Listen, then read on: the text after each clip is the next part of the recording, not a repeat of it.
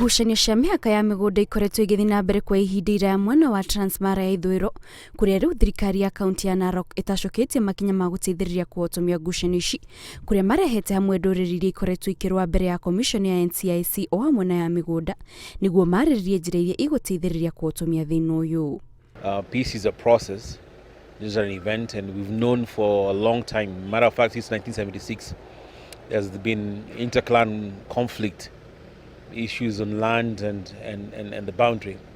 But we are, as with the professionals, with the county commissioner, and also with the officer from the land registry, to make sure, Mr. Giviji, to make sure there is a long-term solution in this peace process that and the conflict that are faced in Narok. And we have a way forward on how to resolve them. We have resolved to talk the truth as professionals, and then we educate our people on the propagandas that are being used by various groups to scuttle the peace processes that are in Transmara.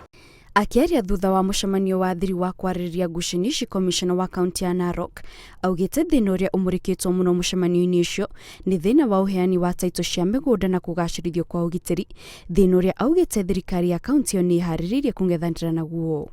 This one is going to be a process. So what we are going to do, even after solving the problem, we want to go beyond that.